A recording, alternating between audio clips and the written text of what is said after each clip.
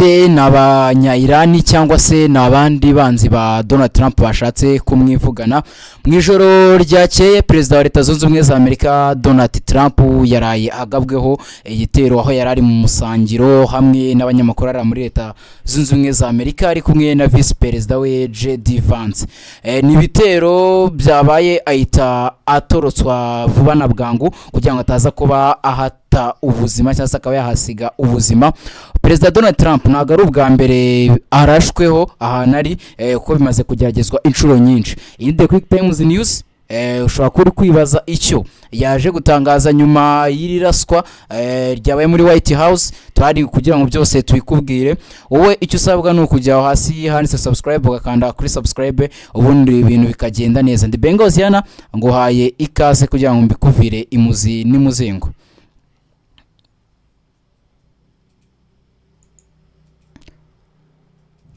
Umugabo witwaje imbunda nyinshi n'ibyuma yagabye igitero ku biro bya perezida wa Leta Zunze Ubumwe za Amerika White House ubwo perezida Donald Trump yari mu musangiro n'abanyamakuru bakomeye, igikorwa cyarimo n'abandi bayobozi bakuru ba Leta Zunze Ubumwe za Amerika.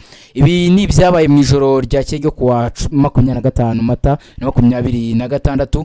Uyu mugabo yarashumwe mu bashinzwe umutekano ariko isasu rifata mu ikoti ridatoborwa n'amasasu yari yambaye.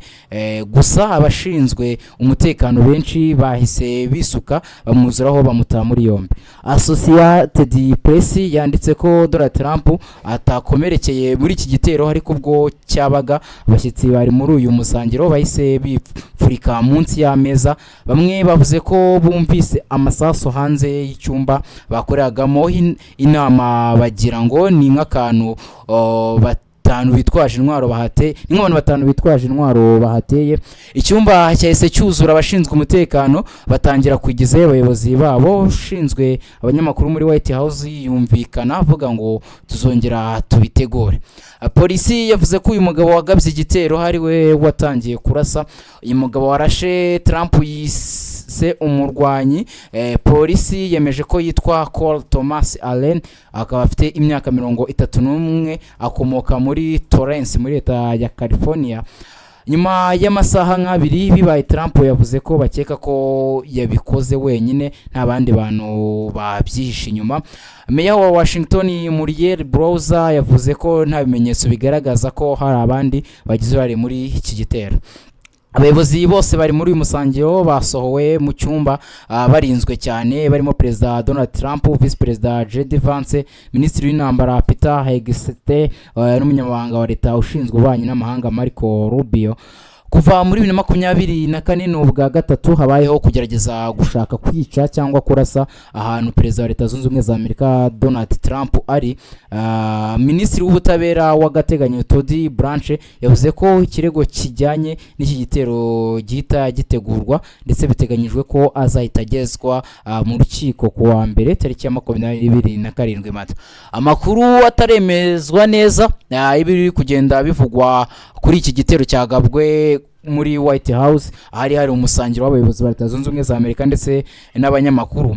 Avuga ko uyu mugabo warashe muri White House yari afite ikimenyetso cyangwa igisirikare cya Israel iro Israel Defense Force. Bikaba bivuga ko ashobora kuba yatumwe n'abasirikare ariko none umuntu agahita yibaza ko abasirikare ba Leta Zunze Ubumwe za Amerika ndetse n'abasirikare ba Israel bakorana ibintu byinshi kuko no mu gitero bagabye bari kugaba kuri Iran bari kumwe ari babiri. Aho ndavuga igisirikare cya Leta Zunze Ubumwe za Amerika ndetse n'igisirikare cya Israel. Ni ibintu bikomeje gutera impungenge ndetse n'amayobera menshi. Ese yaba Israel igambiriye iki? Ese ni yaba ari Israel yatumye uyu Iran Brito yatumye uyu mugabo ubwo akagenda mu izina cyangwa se afite ibirango bya Israel? Ibyo no gutegereza tukareba iperereza icyo riza kuvuga.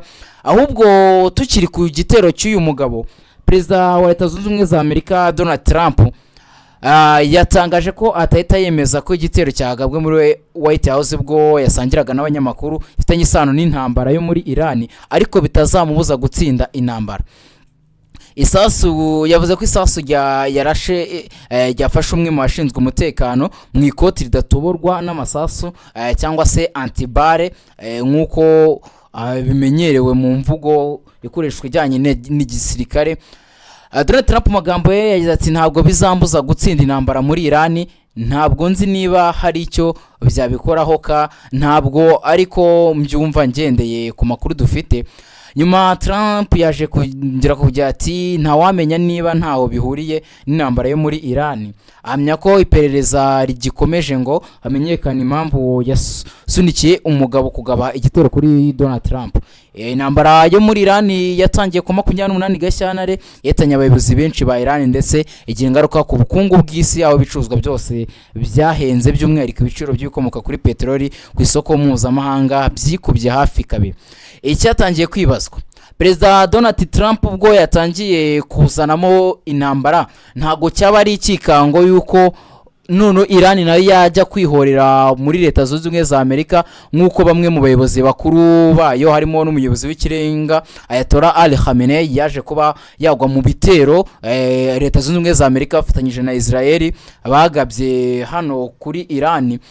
Ese Donald Trump ni yaba nk'abandi bayobozi bagiye bagwa mu bitero bitunguranye, nubwo muri Leta Zunze Ubumwe za Amerika bidakunze kuba, ariko we n'inshuro ya gatatu bamaze kugerageza kumuhitana. Muribuka ubwo yari ari kwiyamamaza nabwo baramurashe baramuhusha.